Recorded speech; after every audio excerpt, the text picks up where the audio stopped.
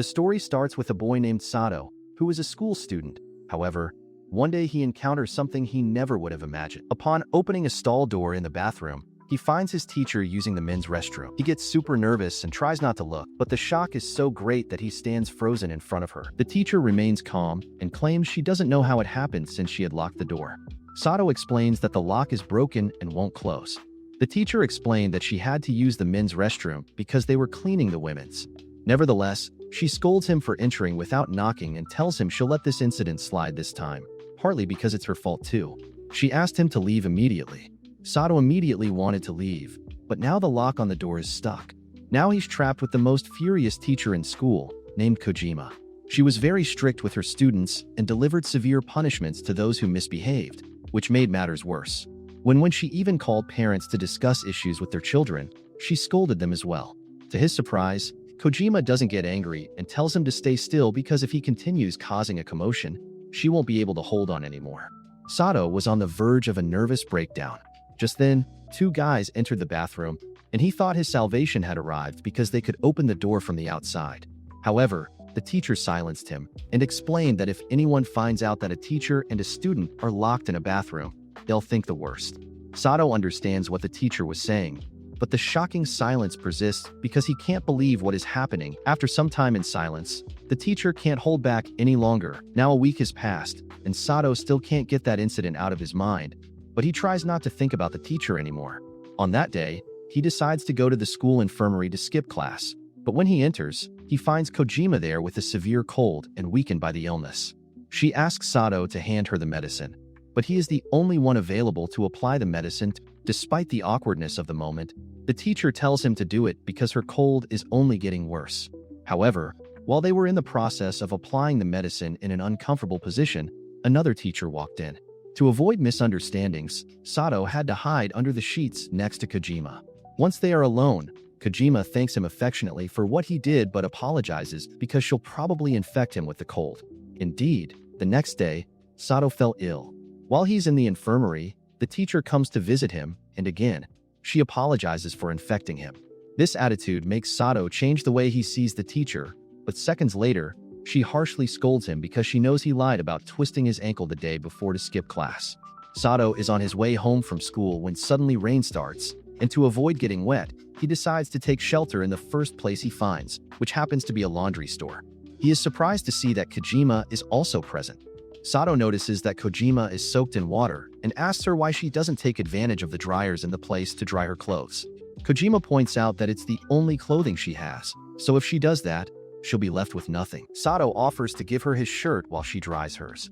Kojima thanks him and changes. However, the storm worsens, and a lightning strike causes a power outage in the laundry store, making it impossible to continue drying. They decide to look for the switch to turn the lights back on. Kojima climbs on Sato's shoulders to reach the switch, which is almost on the ceiling, but another lightning strike sounds, and Kojima, who is terrified by the lightning, begins to wobble and ends up pouring laundry detergent all over herself.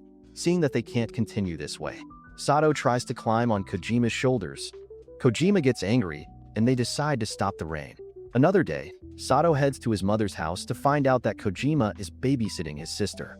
Sato asks Kojima what she's doing there, and she explains that she's an acquaintance of his mother and that his mother helped her a lot in the past to return the favor she offered to take care of the child.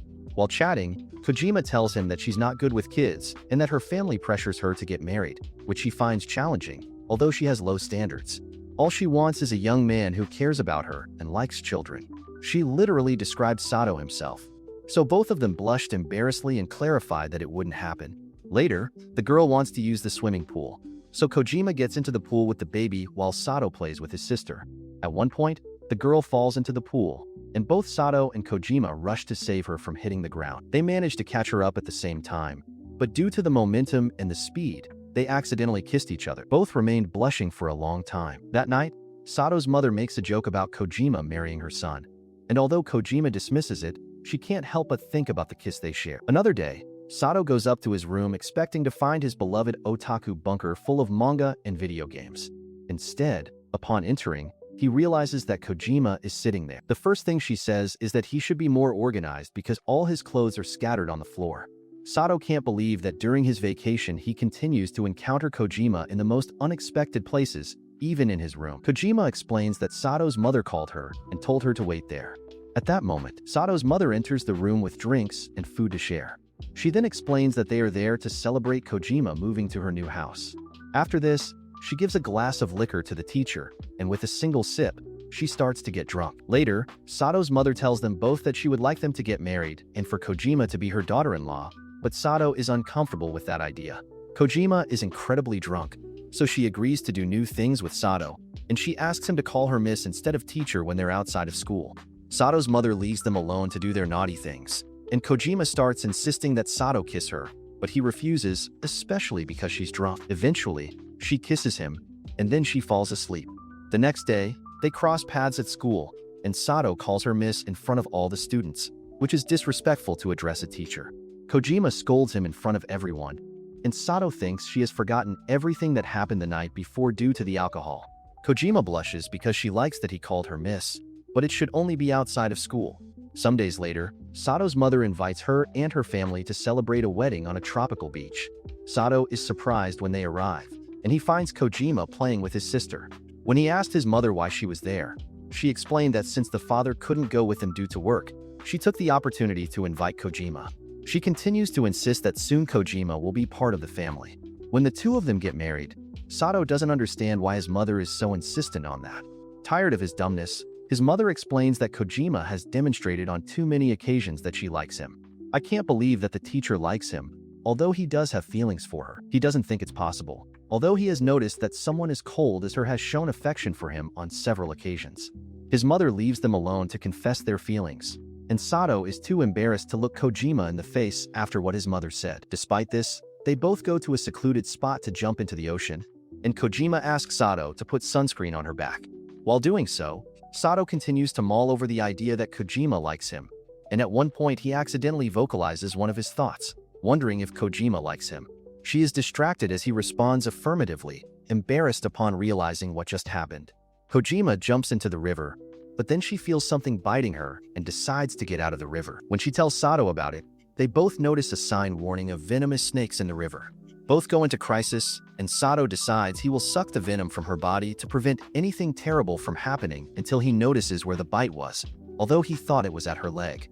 But he was so wrong that he thought about it for a moment and decided it's a life or death situation and ends up sucking out the venom. Finally, the wedding arrives, and Sato tells Kojima that once he graduates, they should return to that place alone.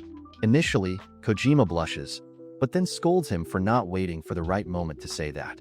On the way back, Kojima talks to another school teacher, Mayu, and tells her that she had a wonderful time on the tropical island. Then she receives a call from Sato, and they chat happily on the phone.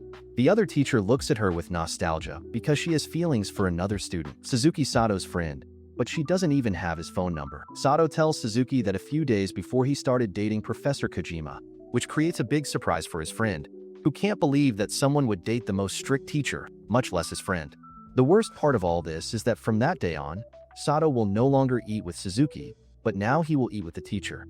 This saddens the boy terribly. He can't make friends because of his hard face, and everyone is afraid of him. Mayu observes Suzuki eating alone and decides that she must seize her moment, so she approaches him to propose that they have lunch together. Suzuki asks her if she is not afraid of him like everyone else, and Mayu replies that no teacher should be afraid of her students, which causes the boy to get excited. The two begin to share their respective lunches, and Mayu learns that Suzuki really likes to cook. However, the wonderful lunch is interrupted because Mayu falls into the water fountain they were leaning on and gets soaked. Suzuki decides to help her, not without a couple of conveniences in between, and given the embarrassment, they decide to finish lunch there, but before leaving, Suzuki offers Mayu his sweater so she can dry her clothes since all her clothes got wet in the fountain. Later, in the locker room, Kojima notices that Mayu has a Suzuki sweater and asks her if she has feelings for him. She denies, stating that teachers should never get involved with their students, but Kojima manages to tell her that when she talks about Suzuki, she is in love with him. At that moment, Mayu realizes that Suzuki's train pass is left in the sweater and decides that she will return it to him. However, she ends up taking the train with him and they travel together. The situation is somewhat awkward because there are too many people and they are cramped together. In a sudden movement of the train, Mayu's blouse comes off. Suzuki decides to help her as best he can, although he does not observe well what happens and ends up buttoning the blouse in a disastrous way. When getting off the train, A security guard sees Mayu's disheveled clothes and asks if Suzuki is doing something wrong with her. Mayu takes that moment to say that they are a couple and not to get in trouble with the policeman, but Suzuki doesn't want to make her teacher uncomfortable and decides that she shouldn't lie about something as serious as that. Even though Suzuki meant well, those words strike a chord in Mayu's heart. She realizes that Suzuki only sees her as her teacher and nothing more than that. Suzuki finds himself at a fast food restaurant ordering Happy Meals, and everyone around him distances themselves, terrified by his intimidating looks. He feels uncomfortable that this happens every time he goes somewhere. However, he hears a woman next to him also ordering a Happy Meal. When he turns around, he realizes it's Mayu. With their orders in hand, they leave the place, chatting. Suzuki mentions that he's buying Happy Meals for his younger siblings, and Mayu reveals she's also getting some for her high school sister. They notice a storm approaching rapidly. At that moment, Suzuki's younger brothers appeared. They saw that he had forgotten the umbrella and decided to bring it to him. With the umbrella in hand, Suzuki offers to accompany Mayu home while they all shield themselves from the rain. She happily agrees. On the way, the kids open their Happy Meals, and the little girl becomes sad because she didn't get the toy she wanted. Mayu offers her sister's toy, explaining that her sister finds the toys too childish and never wants them. The girl thanks her and tosses the toy to exchange it, but it accidentally goes under Mayu, creating a very uncomfortable situation. Although she tries to play it off, after a while, feeling too uncomfortable, she decides to go back home alone. Another night, Mayu and Kojima meet at a bar to drink, and both end up drunk. Then, Sato shows up to pick up Kojima and take her home, avoiding further problems and ensuring she doesn't walk intoxicated on the street. Mayu becomes sad because she would also like someone to help her with just a message. She remembers the day she met Suzuki. She had to take an exam to become a teacher, but traffic made her late and desperate because punctuality is essential for the exam. She decided to run to the high school, but on the way, her shoe broke and she dropped the paper she was holding, thinking it couldn't get any worse. She burst into tears, and just as Suzuki appeared in front of her, knowing what had happened, he decided to help her and ran her to the high school on his back, making her arrive even earlier than expected. Since that day, and because of his loving demeanor, Mayu has fallen in love with Suzuki. In the present, Mayu opens her eyes to realize she is on Suzuki's back. He explains that Sato sent him a message to pick her up because she was very drunk. This makes Mayu fall even more in love with him, and she sincerely thanks him for helping her. While preparations for the Kanuma festival are underway at the school, Suzuki, Mayu, and the student treasurer meet with students and teachers of the school to discuss the important issues of the organization. At that time, they meet the student Taka and his teacher Hikari. Taka seems to be a responsible student and focused on preparations, while Hikari has a strange energy and treats him almost as if he were her brother. Anyway, Taka heads to his room, telling himself that even if he is alone, he must make it perfect. However, his thoughts are soon interrupted when he enters his room and finds that his bed is occupied by Hikari. Taka asks her what she is doing there, and the teacher assures him that her house's heating was damaged, so it is too cold. So she decided to sleep in that room. Taka tries to tell her no, but she has already gone to bed and pulls him by the hand so they can sleep together despite being his teacher. Hikari has known Taka since they were little. They grew up together because their parents worked together, and Hikari was always in charge of taking care of him. That's why they are such great friends. Back to the story, Taka tries to get out of Hikari's arms, but being a gym teacher, she is very strong, and after a few seconds, she falls asleep. So Taka is trapped between her body and her arms as she falls asleep. Hikari stops exerting so much force on Taka, and he manages to free himself, and an extremely awkward situation arises in which his face touches things he shouldn't have. Despite being an accident, it is the first thing Hikari sees when she wakes up, and although she acts calmly, telling him that he looks like a baby for doing that, as she leaves the room, she is left thinking about what happened. Taka is distressed to see that Hikari still considers him a child despite being in high school. Another day, Han forces Taka to accompany her to buy clothes, but not just any clothes. Now that he is an adult, he can help her with that. Tada is completely embarrassed and wants to leave, but she won't let him. She tells him to get it over quickly. Taka takes a set of clothes with his eyes closed and hands them to her. The outfit is very revealing and embarrassing to Hikari, and by accident, Taka ends up leading Hikari out of the fitting room with. After the awkward moment, they both headed for cold drinks, leaving the situation in the past with no hard feelings. In school, a class of students, including Taka, takes a long walk in the forest. Despite being a nice activity, Taka is uncomfortable because, after what happened, he cannot look Hikari in the eyes out of embarrassment at one point. Hikari makes a joke, and Taka in surprise falls into a river. Hikari tries to save him, but in the attempt, she falls with him, and suddenly it starts to rain, so they must take shelter in a cave in the forest. There, Taka begins to feel very cold until he almost reaches hypothermia. Hikari wants to help him, but she had to cuddle him without clothes to warm his body, and after a while, when he wakes up, he realizes that he is on Hikari's lap and that she has been taking care of him since that time, just as she did when they were children. He then realizes that since they were children, he has had feelings for her, and without any hesitation, he confesses to Hikari that he likes her, which leaves the teacher speechless.